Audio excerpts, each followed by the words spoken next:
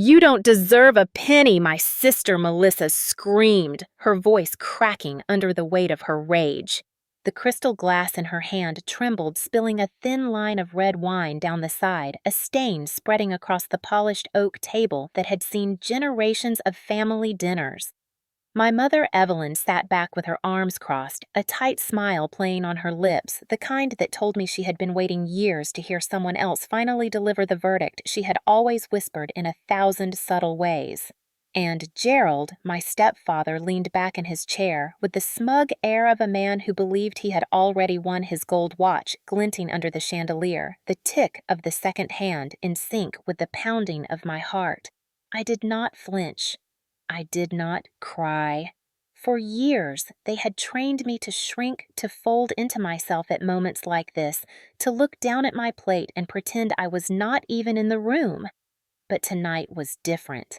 Tonight, they had forced me to the edge, and instead of breaking, I burned with a clarity so sharp it was almost calm. I reached into my bag, the sound of the zipper cutting through the thick silence like a blade, and pulled out a plain white envelope unmarked, except for the faint creases of a document that had been read and reread with trembling hands. Slowly, deliberately, I laid it in the center of the table, right on top of Melissa's spilled wine. The red seeped into the edges of the paper, but I did not care. I wanted them to see that truth bleeds, that lies cannot be washed clean. "This won't take long," I said, my voice steady but louder than I expected in the cavernous dining room. "Just 3 sentences." The room froze. Forks hung in midair, the ticking of the grandfather clock in the hall suddenly deafening. Melissa's smirk faltered for the first time in years. Evelyn's eyes narrowed suspicion, slicing through her facade of superiority. Gerald leaned forward, no longer lounging, his hand tightening around his wineglass like a man bracing for impact. For a second, I almost laughed because I had spent my whole life believing I was the quiet one, the invisible one, the background shadow to Melissa's glittering spotlight. But now, with one envelope, I was the storm. Memories flashed as I stared at their faces, memories of birthdays where Melissa got diamond earrings while I unwrapped socks Christmas mornings, where Evelyn boasted about Melissa's charm while I sat ignored with a re-gifted mug that read, "World's okay, daughter." Memories of Gerald sneering that women like me were born to be secretaries, not heirs, and Evelyn nodding along as if that statement were divine truth. They thought I had swallowed all of it that I would keep swallowing forever. They never realized I was keeping score. My hand hovered over the envelope, then slid it across the table with 2 fingers. The sound was soft but final, like a gavel striking wood. Melissa's eyes followed it as if it might bite her. Evelyn's breath hitched the first crack in her armor. Gerald muttered, "What's this supposed to be?" but his voice lacked conviction. I leaned back in my chair, folded my hands, and let the silence stretch. It was my silence now, not theirs. "Read it," I said simply. My words dropped like stones into water, rippling across their carefully constructed lies. Melissa's hand trembled as she reached for the envelope, her fingers smudging the wine stains on the flap. For a moment, she looked like the little girl I used to protect from schoolyard bullies before she learned that the easiest way to earn Evelyn's love was to join her in mocking me. But pity had no place here tonight. Evelyn snatched the envelope from her, her manicured nails tearing at the flap like claws. She unfolded the document, her eyes darting across the lines, and I watched the color drain from her face with each passing second. Gerald leaned over her shoulder, his confidence faltering, the corners of his mouth twitching downward. And Melissa, sweet. Melissa stared at me like she was seeing me for the first time, like she could not decide whether to be afraid or furious. I smiled faintly, not with joy, but with release. This was the moment I had been building toward in silence for years. This was the first domino in a chain that would leave none of their lives the same again. They had told me I did not deserve a penny, but tonight they were about to learn that my father's voice still lived on paper, louder than their screams, stronger than their lies. The dining room seemed to shrink as Evelyn's eyes scanned the words, her lips moving silently, as though by whispering them she could rewrite the truth. Gerald's chair screeched backward against the polished hardwood as he stood abruptly looming over her shoulder, his breath shallow and uneven. Melissa sat frozen, her fork still raised a sliver of roasted chicken slipping off the edge and landing on her plate with a dull thud that echoed far louder than it should have. This can't be right, Evelyn stammered, her voice cracking for the first time in as long as I could remember. He promised me. He promised us. But the words caught in her throat, strangled by the ink of my father's will, his final voice on paper, a voice they had tried so hard to bury. Gerald's face flushed crimson, his smugness collapsing into something rawer, uglier, the kind of rage that cannot mask fear. "You said you destroyed this!" He hissed his words, slicing the air between them, his eyes darting to me with venom. "You said it was gone." Evelyn's fingers trembled so violently, the pages rattled the crisp shuffle of paper, betraying the storm beneath her skin. Melissa finally found her voice shrill and cracking. "This isn't real. It's a fake. You must have forged it, Clara. You've always been jealous, always desperate for attention." But her eyes betrayed her wide and glassy pupils darting as if searching for an escape route from the truth she already knew. I leaned back in my chair, my pulse steady, my hands folded neatly in my lap. For the first time in my life, I held the power at this table, and I let it settle on me like armor. "This isn't my handwriting, Melissa. This isn't my voice. This is our father's. His lawyer notarized it, his signature sealed it, and you know it." The silence that followed was suffocating, pressing down on everyone in the room until it broke with a single sound, Evelyn's wine glass tipping over the red liquid spilling across the tablecloth, bleeding into the paper, as if to blot out the words that condemned her. She scrambled to lift the pages out of the mess, but Gerald yanked them from her grasp, scanning them with the desperation of a drowning man clutching at water.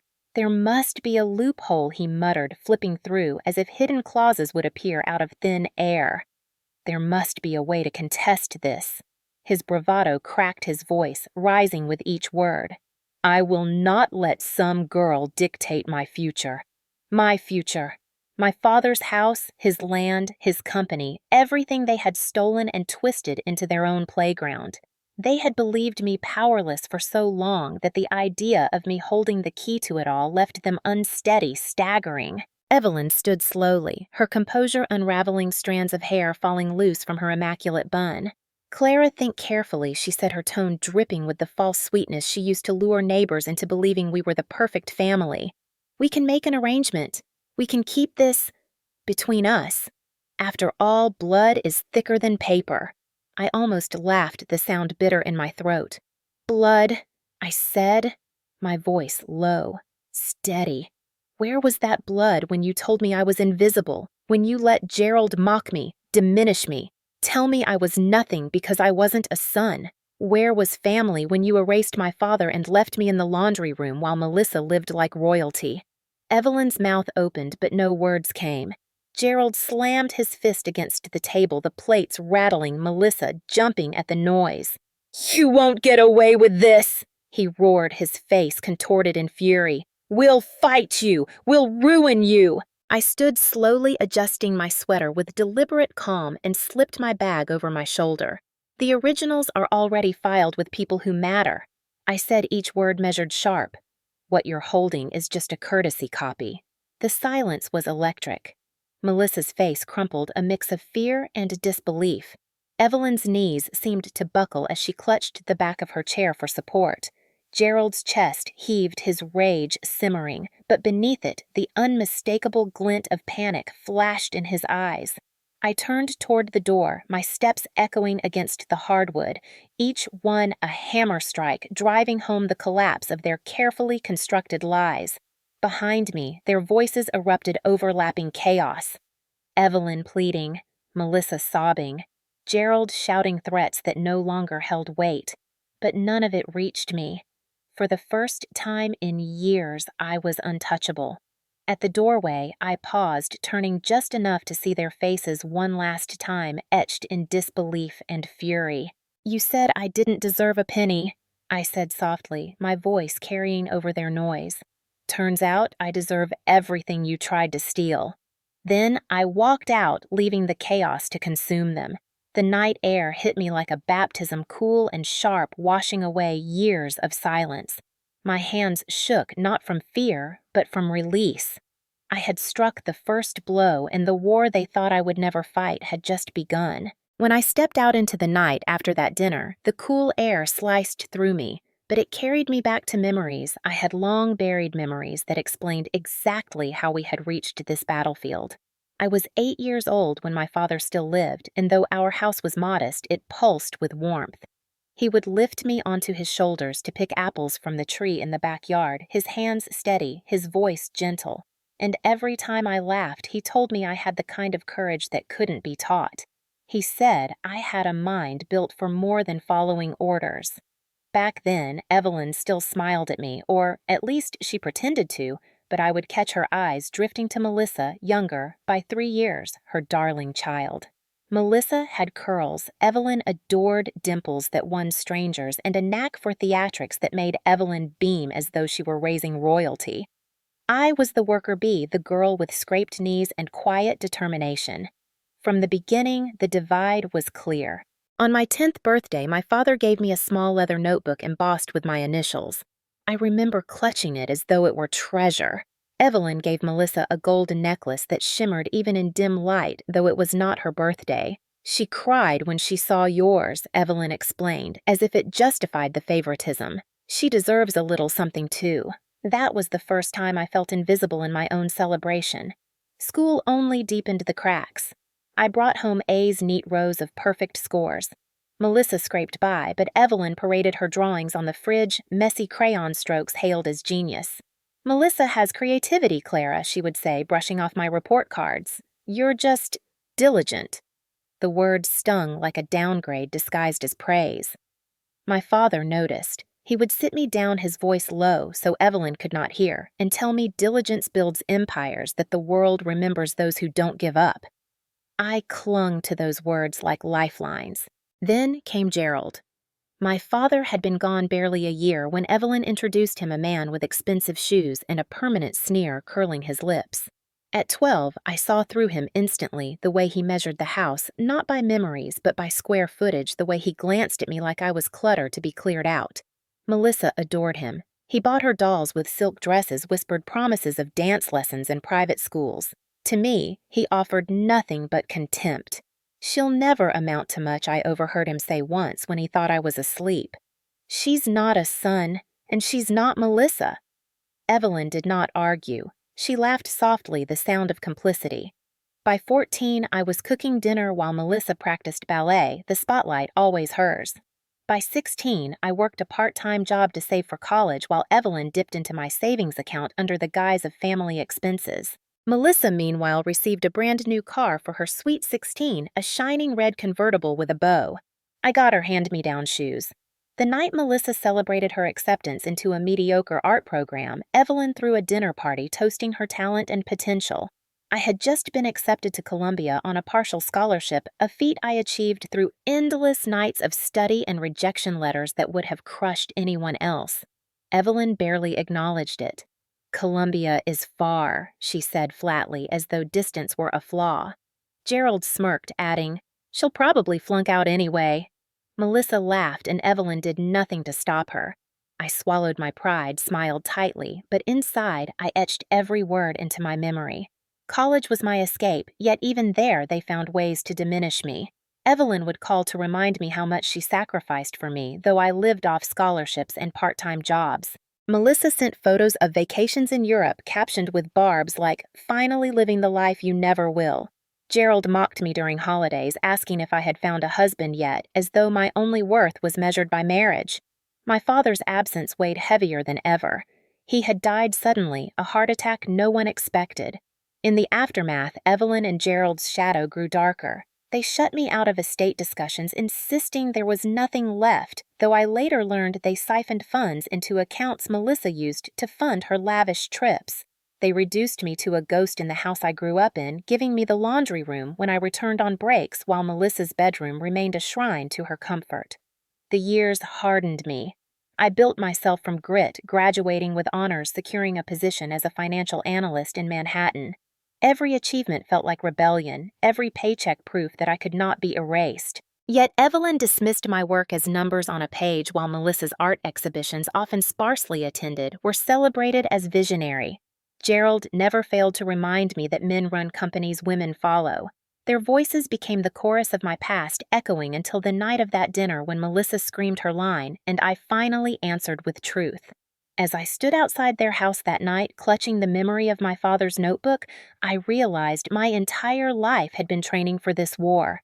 They had underestimated the quiet daughter, the diligent one, the girl they relegated to shadows. But I had spent years sharpening myself, cataloging their cruelty, and preparing for the moment I would no longer endure. The backstory was not just pain, it was fuel. Every slight, every dismissal, every night I cried alone built the fire that now burned steady in my chest. They thought they had erased me, but what they had done was forge me. And that was their first and greatest mistake. The lie began like a hairline crack in glass, almost invisible, until one day the entire pane shattered. It was the year after my father's death, when grief still clung to me like smoke, when I was 19 and home from college for the summer. Evelyn gathered us in the living room, her tone solemn, a folded stack of papers in her lap. Gerald stood behind her like a sentry, his arms crossed, his mouth curved in that perpetual sneer. Melissa lounged on the couch, twirling a strand of hair, as if the meeting were a performance staged for her amusement. "Your father left instructions." Evelyn set her eyes, sweeping past me to land on Melissa, her voice heavy with false gravity. "He wanted to provide for the family, but there were conditions." My stomach clenched. My father had always been direct, honest, to the point of bluntness. He never trafficked in conditions. I reached for the papers, but Evelyn pulled them back, pressing them against her chest. "These are not for you to interpret," she said sharply. "We've consulted Gerald, and he agrees this is the only fair way." The lie was delivered with such certainty it almost sounded true. The papers were supposedly a draft of a will, unsigned, conveniently vague, granting Melissa control of assets for the good of the household, while my share was reduced to educational support, already exhausted by my scholarship. Gerald explained it as if he were a professor and I a slow student. "You have your education, you're independent. Melissa, on the other hand, needs stability. She's the creative one. She'll carry the family name forward," the words carved into me like knives. I wanted to protest, to shout, but the room was staged against me. Evelyn nodded along. Melissa smirked, and Gerald spoke with the authority of a man who had installed himself as judge and jury. I was 19 and powerless, caught between grief and disbelief. That night, I searched the study, rifled through drawers, hunting for the truth I felt in my bones. I found only scraps receipts from Melissa's art supplies, bank statements with numbers blacked out, a locked file cabinet that resisted every tug. When I confronted Evelyn the next morning, she laughed softly, the sound dripping with contempt. "You always were paranoid, Clara. Your father worried about you, said you had a tendency to imagine things." It was a clean strike, weaponizing his memory against me. For years, that line haunted me, making me question my own perception. They did not stop there. As time passed, Evelyn and Gerald twisted stories to neighbors and relatives. I overheard whispers at gatherings, comments that I was difficult, ungrateful, too ambitious for my own good. Melissa fueled the fire, telling anyone who would listen that I wanted to strip her of everything, that I resented her happiness. Slowly, the community began to look at me differently. Invitations dried up. Old friends from the neighborhood avoided eye contact. The lie metastasized, spreading until I was isolated, painted as the villain in a story I had not written. By the time I graduated, Evelyn had replaced me entirely. My room was repainted in Melissa's favorite colors, my photos removed from the mantel. Coming home felt like entering a stranger's house. I slept on a pull-out couch when I visited my childhood, erased as if it had never existed. Gerald delighted in reminding me of my exile. "This isn't your home anymore," he would say, sipping his scotch.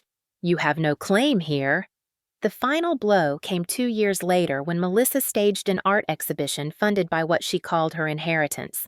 She unveiled it at a gallery downtown, basking in the glow of cameras, while Evelyn introduced her as the true heir to our father's vision. I stood in the crowd, clapping stiffly, my throat tight.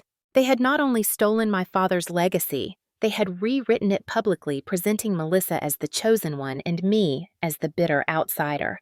That night alone in my apartment, I wept until my chest ached. But beneath the sorrow was something sharper, something alive. I began collecting evidence in secret old letters from my father I had hidden away, copies of financial records I quietly requested from institutions, fragments of truth they had overlooked. For years, I let them believe I was broken, exiled, defeated. In reality, I was building a case piece by piece, preparing for the day I would shatter their carefully constructed lie. The separation they forced on me was their mistake, because distance gave me perspective and silence gave me strength. They had forged their empire on fraud and favoritism, but I had inherited my father's persistence. And persistence, unlike stolen wealth, cannot be erased. The years that followed hardened me into something Evelyn and Gerald had never predicted. By day, I was a financial analyst parsing spreadsheets for a Manhattan firm tracing patterns. Most people overlooked patterns of numbers that whispered truths if you knew how to listen. By night, I became my father's daughter in the truest sense, diligent, relentless, unwilling to accept the story they had written for me. The lie of that unsigned will gnawed at me an infection that would not heal until cut open. So I learned to become my own surgeon. I started small, combing through the letters my father had written me before his death. One in particular stood out a simple note congratulating me on an academic award, but tucked in the margin were words Evelyn and Gerald had never noticed. "Remember, Clara, I have secured everything for you. Don't let anyone tell you otherwise." Those 14 words became my mantra. I expanded my search. Through a colleague who owed me a favor, I discreetly pulled property records tracing the deeds of our family home and the surrounding land. To my shock, 2 years after my father's death, Gerald's name appeared as a co-owner, a transfer that had no accompanying court filing or probate notice. It was as though the house had magically shifted into his pocket and no one had questioned it. I dug deeper following bank statements Evelyn had carelessly discarded years before. Using account numbers half scratched out, I requested archival records claiming the right as next of kin. What returned to me was a labyrinth transfers to shell accounts wires overseas, amounts broken into just under $10,000 to avoid federal flags. Cayman, Panama, Cyprus. Names that didn't belong to us appeared as beneficiaries, all looping back to a pattern that screamed fraud. Every discovery tightened the knot in my chest, but also sharpened my resolve. I wasn't crazy. I wasn't paranoid. They had rewritten history with stolen ink, and I finally held the eraser. I hired a private investigator under the guise of vetting a potential client for work. His name was Thomas X NYPD, sharp-eyed and discreet. I fed him the breadcrumbs, and he brought me the loaf. Within weeks, he handed me photographs, Gerald slipping into a downtown office registered to an offshore consultancy, Evelyn meeting quietly with a lawyer who was later disbarred for document tampering, Melissa flaunting trips to Paris and Milan, her tickets paid by accounts linked directly to my father's estate.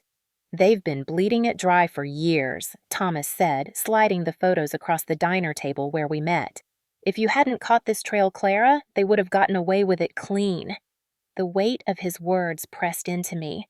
For years, I had believed their narrative let their gaslighting crawl under my skin, but now the truth stared back at me in glossy prints and black and white ledgers. I doubled down. Using skills honed in my day job, I traced shell corporations, mapping them onto a web that sprawled across continents. Each connection was a thread, and I wove them into a tapestry of undeniable evidence. Emails were next. On an old laptop my father had used long abandoned in the attic, I found a cache of messages Evelyn had tried to delete but never permanently erased. One in particular froze me a message from Gerald to a lawyer sent just days after my father's funeral. "We must ensure Clara believes nothing remains. Draft something plausible unsigned and make it look like Harold's intent. Melissa will hold it all until we transition. Clara is too naive to fight." Too naive. The words seared into me. I printed the email, slid it into a folder, and felt the balance shift. This wasn't suspicion anymore. This was conspiracy in black and white, but evidence means nothing if it isn't preserved. I created multiple lockboxes, one physical hidden beneath the floorboards of my apartment, one digital encrypted on cloud servers under false names, one entrusted to Thomas, who promised that if anything happened to me, it would reach the proper hands. I was no longer just investigating. I was preparing for war. Still, fear lurked at the edges. Every time I walked home at night, I wondered if Gerald had noticed the missing papers, if Evelyn sensed the silence in which I moved. Once I found my apartment door ajar, though I was certain I had locked it. Nothing was missing, but the message was clear they suspected. I did not flinch. Instead, I leaned into my training, documenting everything with meticulous precision: receipts, timestamps, witness statements. I became both detective and archivist, curating the truth as carefully as any museum would guard its treasures. The turning point came when Thomas uncovered a safe deposit box registered under Evelyn's maiden name. Inside lay the original signed will, my father's handwriting notarized crystal clear. It left the majority of his estate to me, with provisions for Melissa's education and Evelyn's living expenses, but nothing close to the empire they had tried to seize. They had known all along. They had hidden it, suppressed it, and manufactured lies to erase me. I held the document in my hands, the paper trembling slightly as though it carried my father's voice. At that moment, grief and vindication collided inside me. He had not abandoned me. He had trusted me. The years of doubt, of feeling invisible, disintegrated in an instant, but I knew better than to reveal my hand too soon. I tucked the will into my evidence folder alongside the email's bank records and photographs. Together they formed a weapon sharper than any blade. A weapon of truth. Walking back into the city that evening, the traffic lights flickering on one by one, I felt the old wounds in my chest begin to close. The lie that had separated me from my family was finally unraveling thread by thread, and I was the one pulling the string. Soon they would face the reckoning they had spent years evading, and when it came, it would not be loud. It would be precise, calculated, and undeniable. The first strike was subtle, a whisper in a storm, but it sent tremors through their carefully constructed world. I began by leaking fragments of truth where they least expected it. A trusted cousin received an anonymous envelope with photocopies of bank transfers tied to Melissa's European vacations. A neighbor who often praised Evelyn's elegance suddenly received a letter detailing the offshore accounts Gerald managed. I never signed my name. I never left fingerprints. But the ripples spread quickly. At the next family gathering, I watched their eyes flick nervously toward me, their smiles stretched thin. Melissa fidgeting with her wine glass as though it might anchor her. The second strike was louder. I filed a quiet petition in probate court, introducing the original will under seal, ensuring its validity was recorded before anyone could contest it. The judge, a no-nonsense woman with sharp eyes, accepted it into the record without objection, the clerk's stamp echoing like a gavel of destiny. Gerald and Evelyn had no idea yet. Their lie was already unraveling in the place they feared most, the courthouse. Then came the confrontation I staged deliberately: Thanksgiving. The table groaned under the weight of roasted turkey cranberry sauce and Evelyn's desperate attempt at normalcy. Melissa raised her glass to toast her smile brittle. To family, she chirped, though her eyes never met mine. I waited until the plates were full, until Gerald leaned back smugly, certain he still controlled the narrative. Then I slid a folder across the table. "Funny thing about lies," I said calmly. "They leave trails." Melissa's fork clattered to her plate. Evelyn stiffened her knuckles, whitening as she gripped her napkin. Gerald chuckled, the sound brittle. "More theatrics, Clara. You always did love drama." I opened the folder, revealing photographs of Gerald at the offshore office, copies of wire transfers, and finally, the email, the one where he called me naive. The room froze. Melissa's face drained of color, her mouth forming silent words.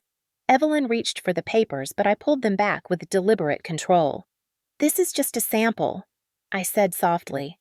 "The rest is already with people who matter." Gerald lunged across the table, his hand snatching at the folder, but I let him grab it. He flipped frantically, his eyes scanning each page, his lips moving as though denial alone could erase the words. Then I dropped the true bombshell. From my bag, I produced the original will, still sealed in its protective sleeve. "Recognize this?" I asked, my voice steady calm. Evelyn gasped a sharp intake of air that seemed to collapse her composure. "Where did you get that?" she demanded, her voice breaking. Melissa's eyes widened, her voice barely a whisper. You said it was destroyed." Gerald slammed his fist on the table plates, rattling wine spilling, but his bravado cracked his face slick with sweat. "This doesn't change anything," he barked. "We'll contest it. We'll bury you in court." I leaned forward, my eyes locking on his. "It's already filed. You're too late." Silence stretched, broken only by the sound of Evelyn's shallow breathing. Then, as if the universe itself demanded irony, my phone buzzed on the table. The caller ID displayed the name of the probate clerk. I answered on speaker, my voice deliberately steady. "Yes." The clerk's voice was clear. "Ms. Whitman, the judge, has set the first hearing for December 14th. All parties are required to attend." Every eye at the table snapped to me. Melissa's lips trembled. Gerald's jaw clenched. Evelyn's shoulders slumped. The truth had not only arrived, it had been scheduled, but I wasn't finished. The next twist came not from me, but from Melissa herself. Cornered, panicked, she blurted the words I had waited years to hear. "I didn't know," she cried, tears spilling down her cheeks. "They told me it was all legal, that Dad wanted me to have it." I thought Evelyn cut her off with a sharp glare, but it was too late. The confession hung in the air, undeniable, the kind of slip that unravels entire defenses. Gerald roared at her, but the damage was done. The room descended into chaos. Evelyn shouting denials, Gerald cursing, Melissa sobbing.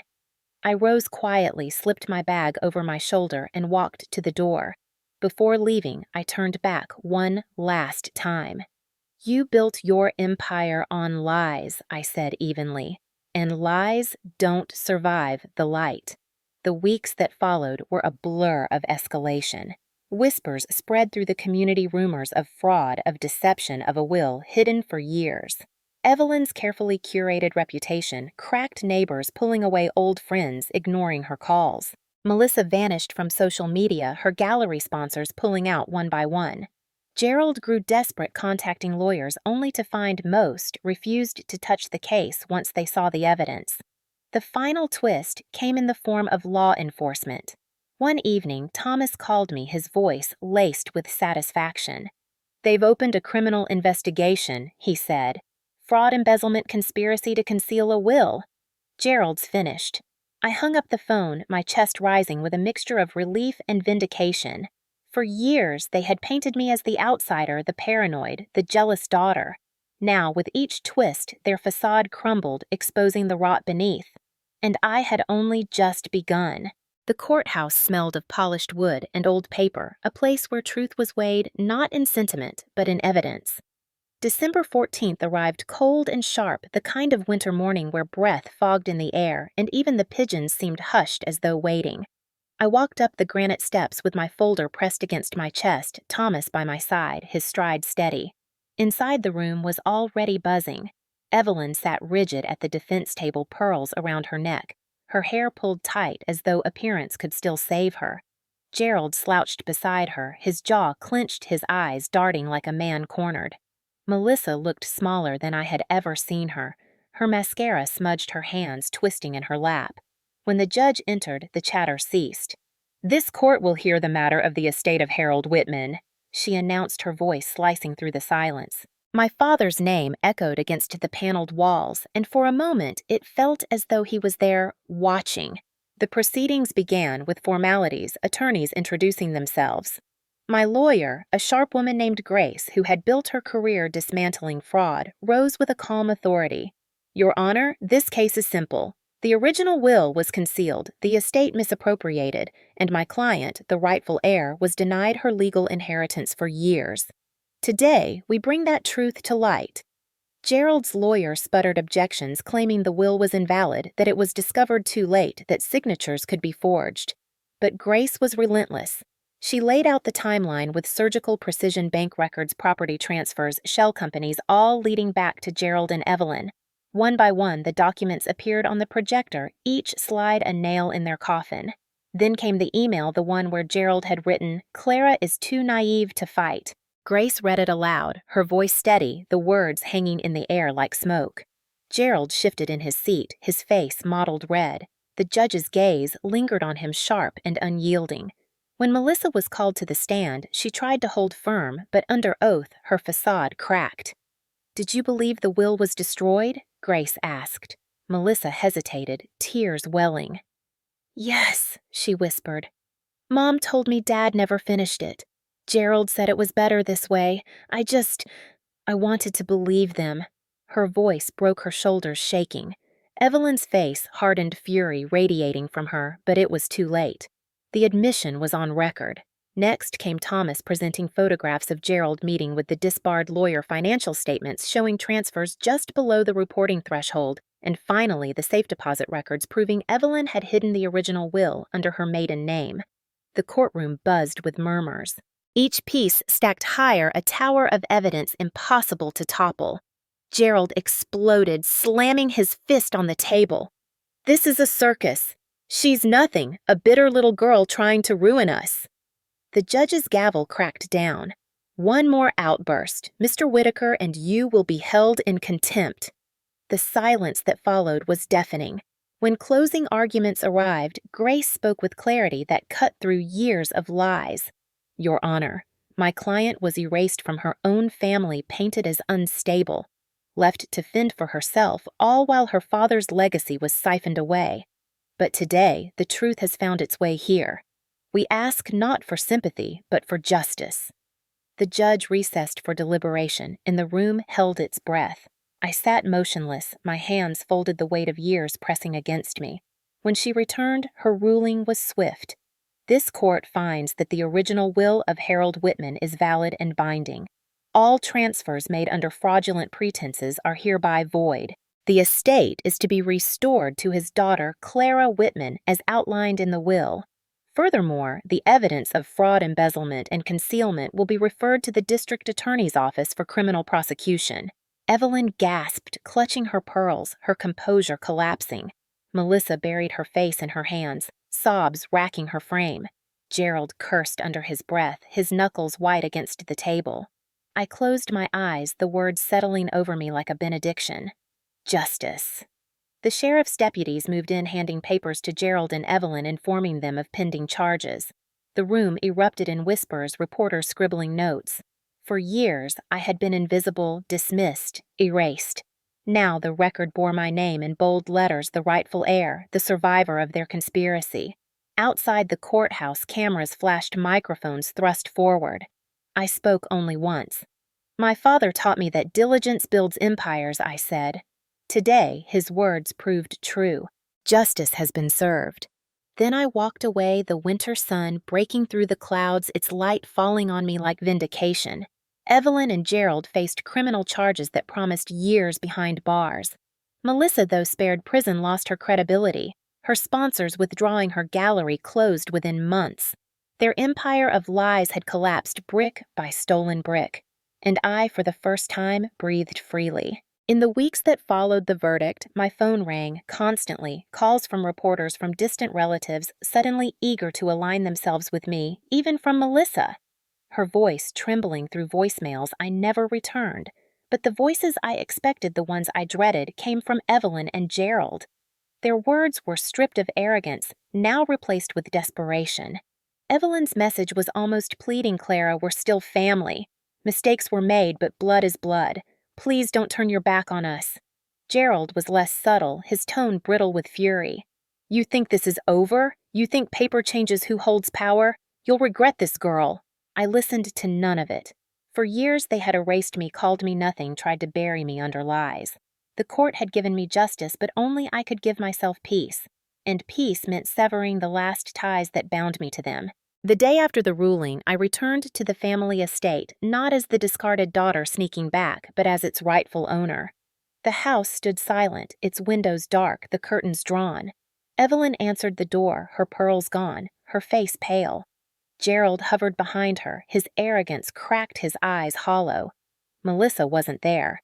I later learned she had fled to a friend's apartment in the city.